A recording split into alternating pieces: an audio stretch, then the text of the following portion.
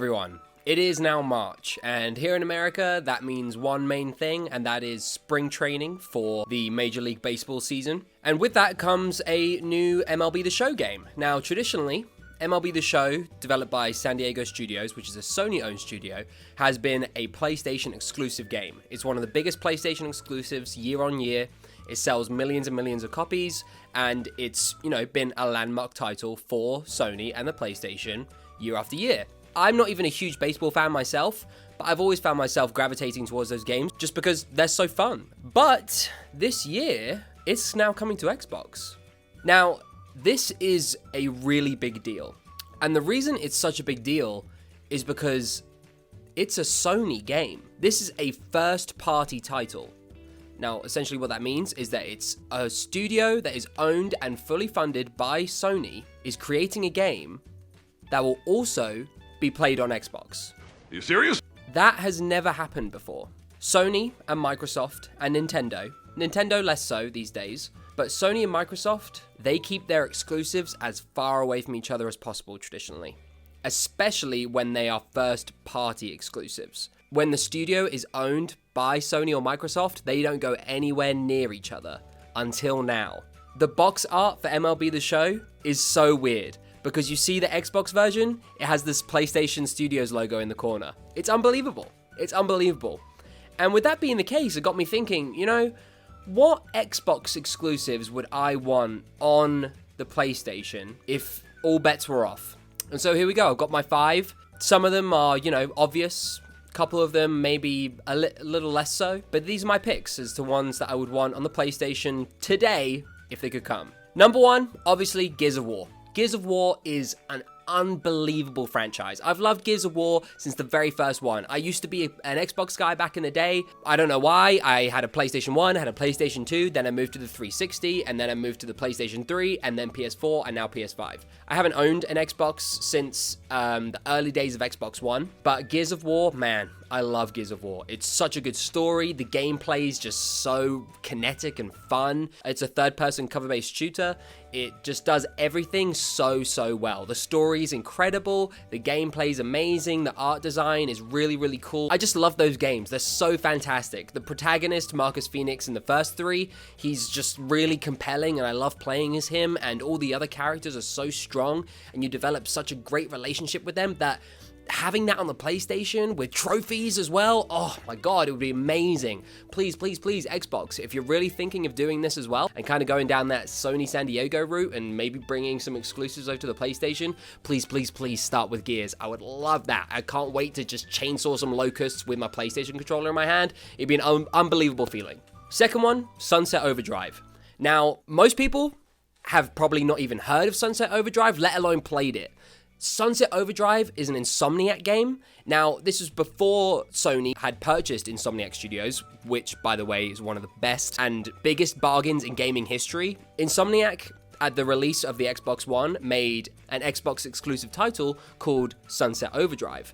Now, Sunset Overdrive was pre-Fortnite with its really garish colors and its over-the-top aesthetic. It was so fun. The game was kind of built around this really fast-paced, do everything while you're moving kind of gameplay. It was like you were on skates almost the whole time. At least that was how it was designed to be played. It was just such a fun game. The story was whatever, but it wasn't really about the story. It was about the gameplay and how it looked and how it felt to play.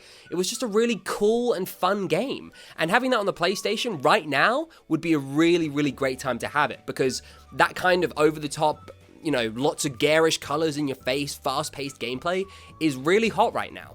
And I think the PlayStation players would love it, and maybe Xbox players who are new to the console and new to the system, who haven't played Sunset Overdrive or let alone even heard of it, they might really enjoy it too. And with Insomniac being owned by Sony now, who's to say it couldn't happen? Number 3, the biggest one, of course, Halo. Now, everyone knows what Halo is. It's synonymous with Xbox. It basically is Xbox. Everything that is marketed for Xbox contains Halo in there in some way, shape, or form. The next Halo game is on its way.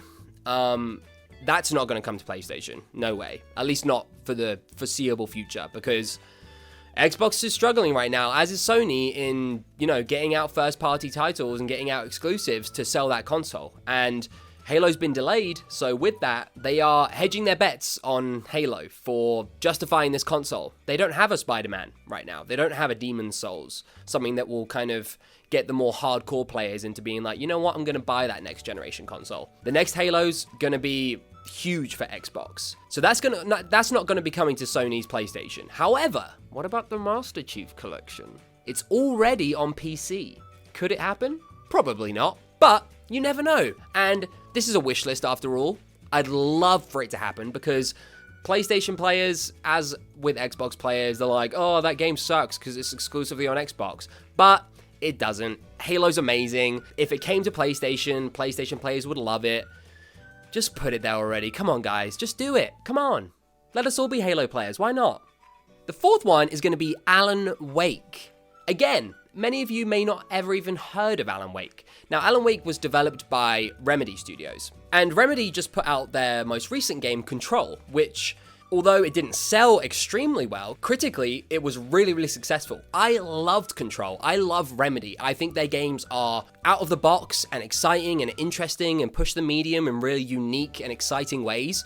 I thought Control was fabulous, and anyone who's got a PlayStation 5 right now and didn't download Control as part of their PlayStation Plus library last month really, really missed out. In fact, just go and buy it. It's really, really worth the price. It's an amazing, amazing game. The story is great. The gameplay is fantastic. I love the overall kind of feel of the game itself. Highly, highly, highly recommend Control.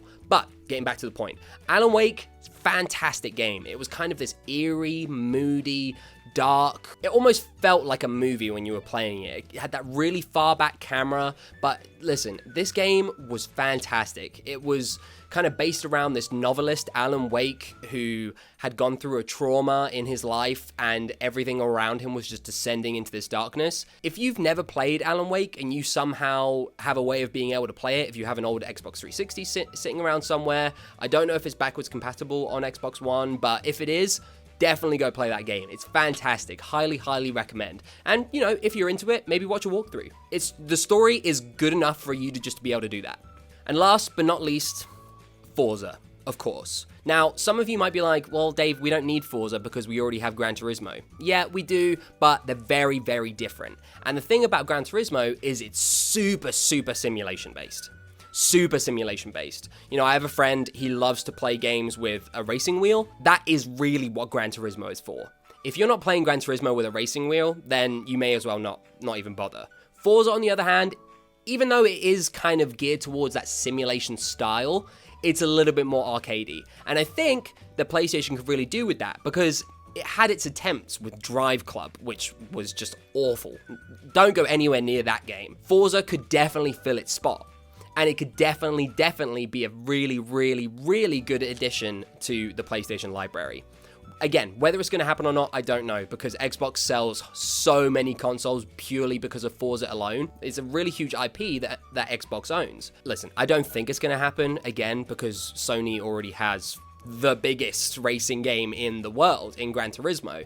But they take so long to come out, and it's so niche in regards to the player base that it's really targeting. I think Forza would be an amazing, amazing addition. So yeah, those are my 5 picks for what I would want to see on PlayStation if this MLB The Show trend continues with having Sony games on Microsoft. I cannot wait to play MLB The Show and just know that if someone else out there is playing it on their Xbox, when they load it up, the PlayStation Studios logo is going to come up when they start that game on their Xbox. Man, it's unbelievable. It's unbelievable. It's unprecedented, and it's really going to signal the way for something that could potentially be the catalyst for many, many more exclusives in the future coming to cross-generation consoles. I can't wait. Anyway, let me know what you think in the comments. Let me know what games you would want to be on the other console. If there's any I didn't think of, or if you agree with some of my picks, let me know. I appreciate it. Anyway, thanks for the support. See you next time. Bye.